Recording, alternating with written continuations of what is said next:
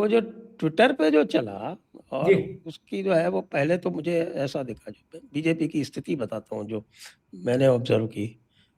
जी कभी कोई 2-3 दिन तो वो देखते रहे कि ऐसा ही है, टेम्परेरी वेम्परेरी उलट जाएगा। कुछ लोगों ने मुझे फ़ोन करके बताया कि उनकी किसी आरएसएस बीजेपी वाले से बात हुई, या बीजेपी वालों से बात हुई, तो अरे यार क्या बात करते हो, ये 2 टके के यूट्यूबर, इनके कहने से कोई 4 लोग सड़क पे आते हैं क्या? फिर वो लगा पता नहीं कि साहब की वो तो वहाँ पे बिल्कुल तूफ़ान सा आ गया ट्विटर पे। अच्छा, दूसरी तरफ से कोई प्रतिकार नहीं हो रहा ना, हाँ, कि भाई कोई जी पीसी या वो एक कंचना यादव टाइप की छोड़ के, जिनकी कोई किसी तरह की वो जितना बोलती हैं उतना फायदा होता है दूसरों को, उनको छोड़ के कहीं कुछ कोई ध्वनि नहीं, एक तरफा मामला बिल्कुल। जी फिर कुछ लोग जो हैं उनकी तरफ से बीच बचाव में आए और इतनी बुरी तरह से उनकी पिटाई हुई है सोशल मीडिया पे कि बेचारे अभी तक अपने घाव सहला रहे हैं। निशिकांत दुबे जी आए, वो कोई हफ्ते हफ्ते भर बाद आए। फिर निशिकांत दुबे जी की यह हालत हो गई कि उनके जितने भी ट्वीट आते थे सब पे कम्युनिटी चेक लग जाता था। जी तो ये जो इनके सोशल मीडिया की जो हाल हुआ इनका, वो अभूतपूर्व है। देखिए संजय जी, ये मुझे लगता है यहाँ कि पे अक्षमता, तो यहाँ पे तो अक्षमता कहेंगे ना। सोशल मीडिया का जो सारा मैनेजमेंट वाला पक्ष है ना, वो एक सीमा तक काम करता है, उसके बाद तो जन इच्छा ही दिखती है उसमें, ये जाने। मैनेजमेंट से थोड़ा बहुत ऊपर नीचे आप गुना भाग कर सकते हो, ये और ट्रोल फ्रोल टाइप का जो भी बवाल है, लेकिन अभी भी जन आज के दौर में जनिच्छा को समझने के लिए मैं मानता हूं सबसे बड़ा और प्रामाणिक आईना है सोशल मीडिया। उस पर सबको आजादी है अपनी बात कहने की, तो हम एक वहां से इंप्रेशन लेते हैं कि देश या समाज क्या सोच रहा है। एक दूसरा, किसी को गलत फहमी हो लेकिन मुझे नहीं, दुनिया के तमाम देशों में जो बड़े आंदोलन हुए पिछले 5 वर्षों में, वो सब इसी सोशल मीडिया के गर्व से पैदा हुए। सारे आंदोलन देख लीजिए, मैं नामों में जाना नहीं चाहता, उससे फिर संदर्भ दूसरा हो जाएगा। देख लीजिए, हमारे पड़ोस में भी देख लीजिए और बाहर भी देख लीजिए। इसलिए जो ऐसा कहते हैं कि ये यूट्यूबर हैं और क्या बता रहे, 2 कौड़ी के या 4 कौड़ी 2 के, टके के 2 टके के चक्कर में ना पड़ो दादा। आज की सबसे बड़ी ताकत और सबसे बड़ी सच्चाई यही है, जान लीजिए और मान लीजिए। मैं एक उदाहरण देता हूं कि संजय दीक्षित जी एक बड़ा संस्थान चलाते हैं।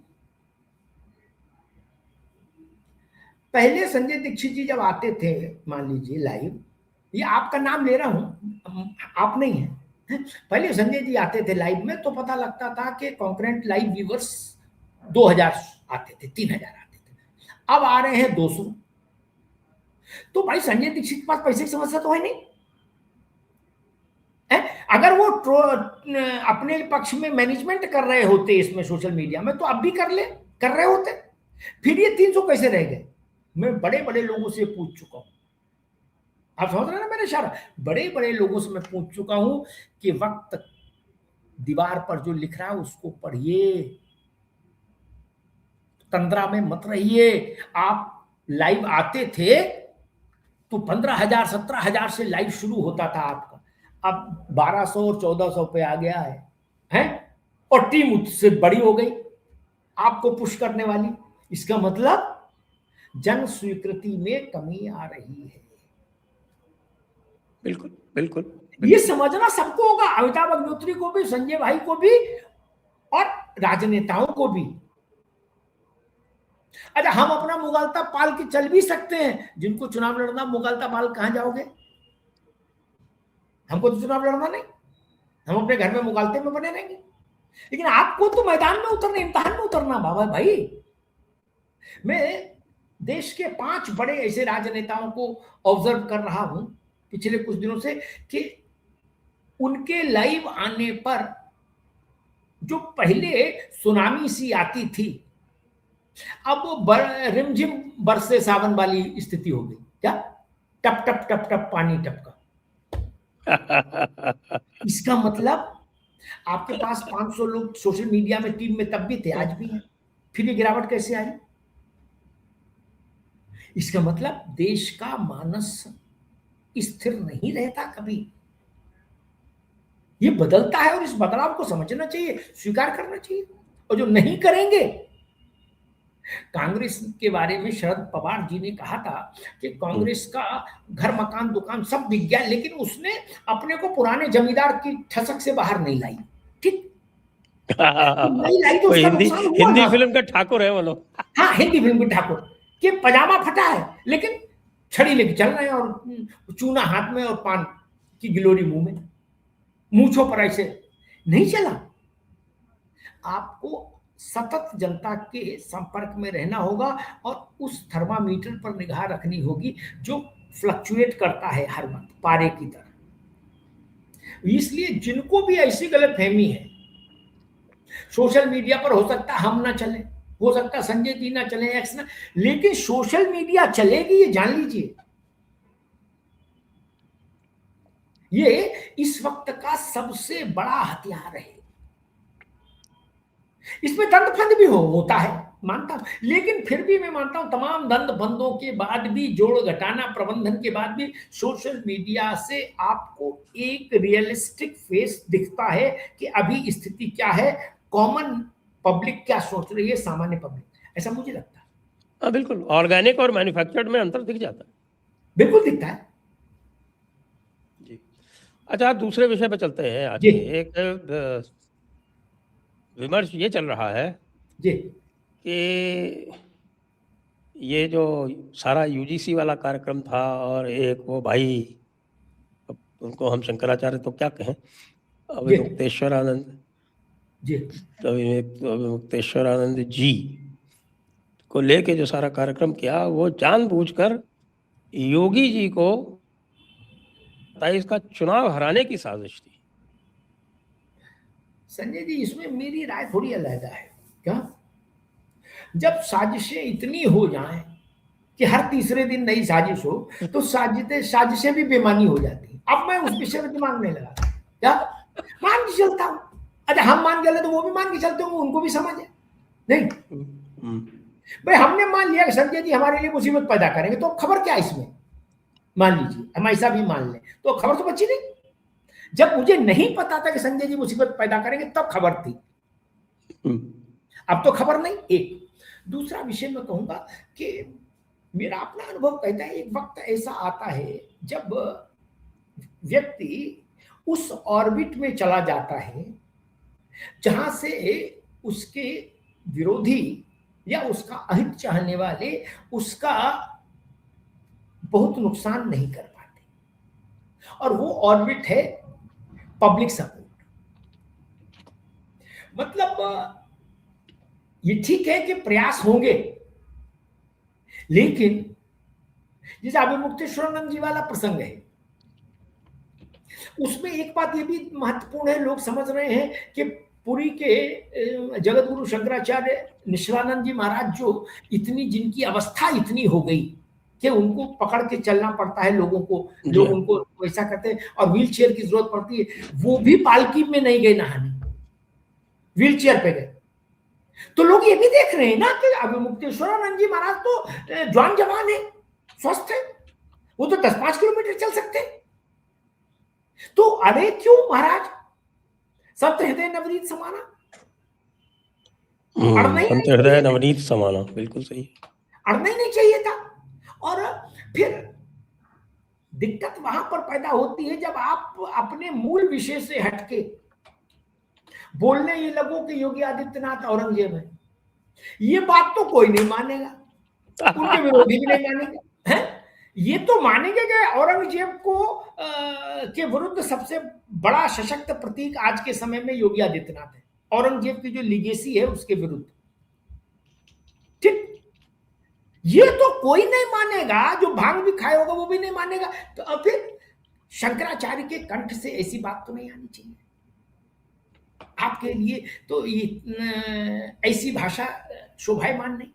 मुझे लगता है कि फिर आपने देखा होगा उत्तर प्रदेश सरकार के बड़े नौकरशाह उनके पास गए, उनके प्रतिनिधि से बात हुई, खेद जताया गया, महाराज फिर भी नहीं माने।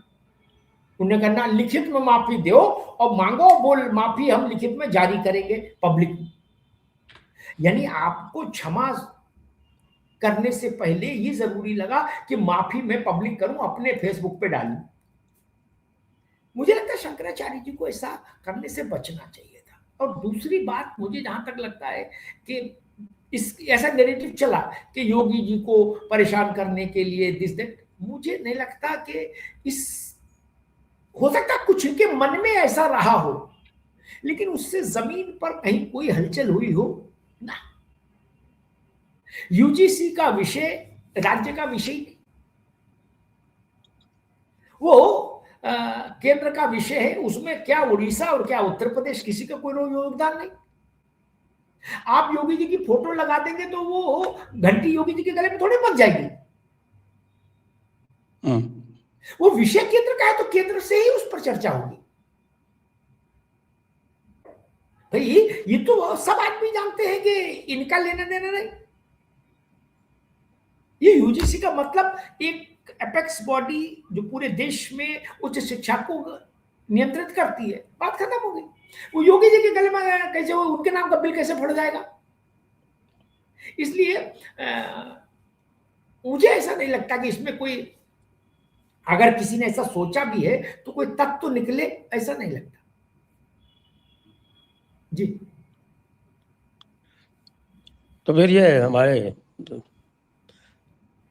शंकराचार्य जी, शंकराचार्य पदवी तो स्थगित कर रखी है, हाई कोर्ट ने स्थगित कर रखी है, सुप्रीम कोर्ट ने उसको स्टेटस को दे रखा है जी। तो ये क्या करने गए थे वहां पे, क्या करने गए थे? और बिना नहाए वापस चले आए। 7 दिन पता नहीं नहाए नहीं नहाए, 7 दिन 9 दिन। एक अब अगर 7 दिन 9 दिन संत नहीं नहाए तो बड़ा प्रायश्चित करना पड़ता है। एक बार मैं इनके अभी मुक्तेश्वरानंद जी के जो गुरु जी थे, स्वरूपानंद जी महाराज, स्वरूपानंद जी महाराज, हाँ, तो स्वरूपानंद जी महाराज से मैं मिला, कोई विषय था, तो जब वो विषय हो गया पत्रकार वाला काम, तो मैंने उनसे कहा महाराज एक निवेदन है। बोले बोलो। हमारे प्रति उनका बड़ा वो था स्नेह।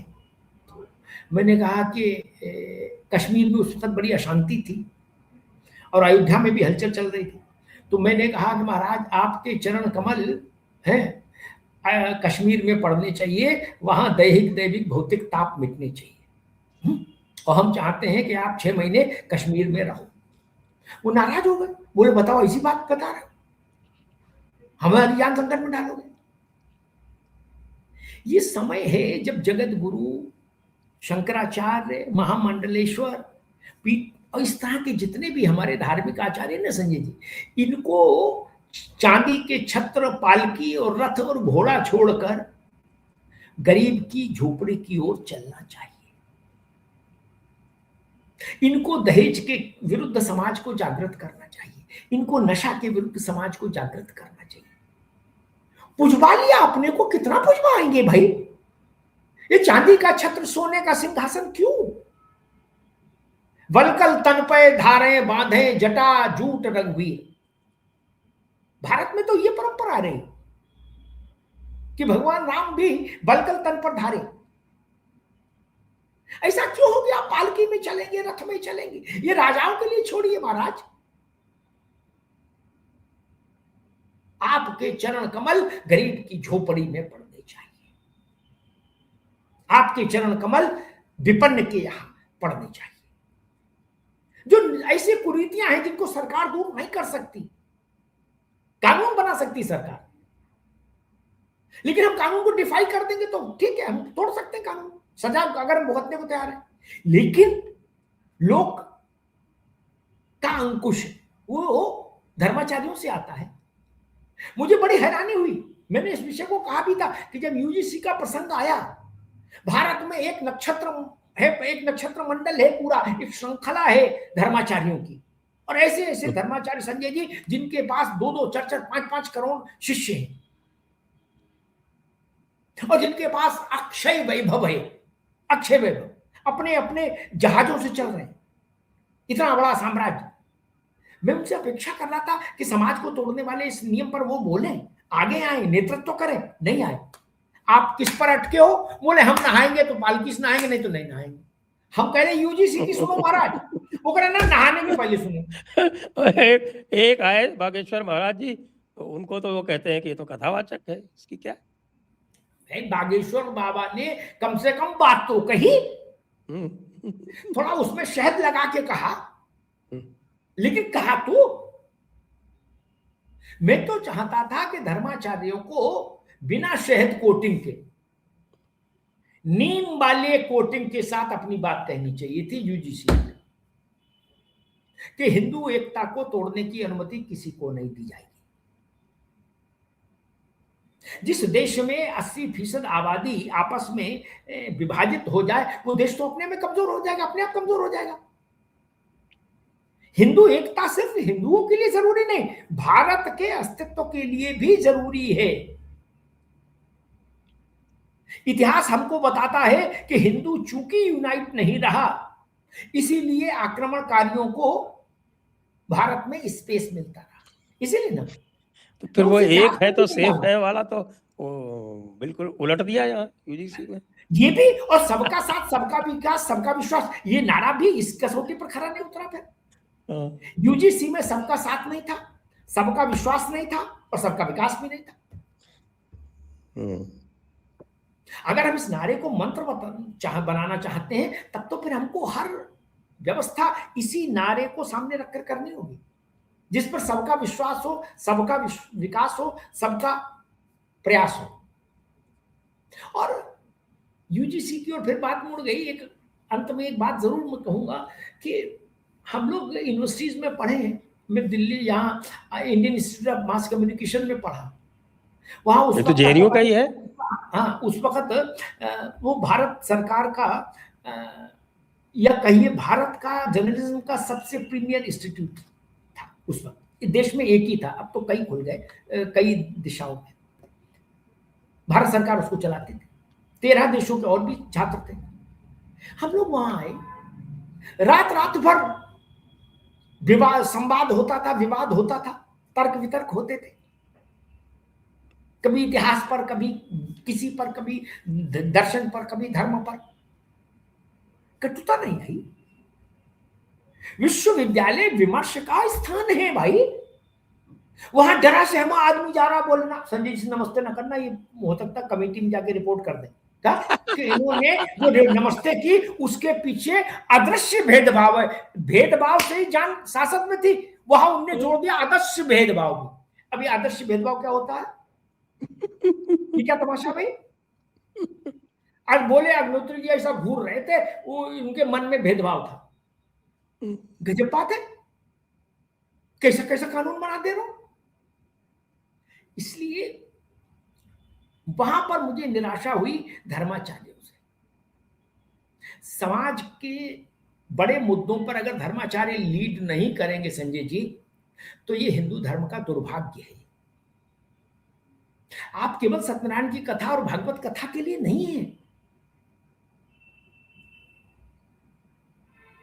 आप इस देश को समझिए। यहां गुरु रामदास ने समर्थ गुरु रामदास ने शिवाजी पैदा कर दिया।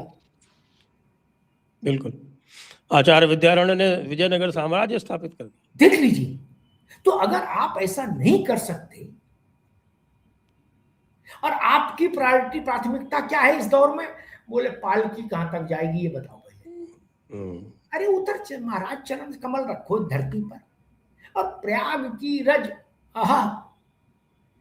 और एक आखिरी बात कहता हूं, और असली संत मैं हूं, वो सामने वाला तो असली संत ही नहीं है। हाँ, मतलब और क्या वो जो विकलांग है वो तो संन्यास ले ही नहीं सकता।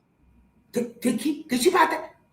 मैंने एक इस पर कुछ कहा था कि भाई मैं 50 उदाहरण बता सकता हूं। एक दूसरी बात, प्रयाग में लाखों लोग खड़े रहते हैं कि जब सिद्ध संत महंत बड़ी विभूतियां नहाने के लिए जाएंगी अपने आश्रम से निकलकर संगम पर, त्रिवेणी पर, तो उनके पांव जो उस पर रज पर पड़ेंगे, वो बालू पवित्र हो जाएगी तो लोग उसको पुड़िया में बांधकर घर ले जाते हैं और माथे पर लगाते हैं। ठीक, तो महाराज कम चरण कमल जमीन पे रखोगे तब ना रज पवित्र बनेगी, अब पालकी कैसे बनेगी? इतना तो देखो। और बड़े मन की बात करिए, कौन कैसे नहाएगा ये विषय नहीं। निश्चलानंद जी महाराज ने एक उदाहरण रखा है कि भारत में संत कैसे होने चाहिए, जगत गुरु कैसे होने चाहिए। जहां तक प्रशासन ने अनुमन्य किया वहां तक कार से गए, उसके बाद शिष्य ने उनको व्हील चेयर पर बैठाला और शिष्य उनको ले आए त्रिवेणी, पकड़ के स्नान करा दिया, वापस चले गए। ना झाऊ झाऊ, ना झिक झिक, ना कोई आडंबर, ना कोई समस्या।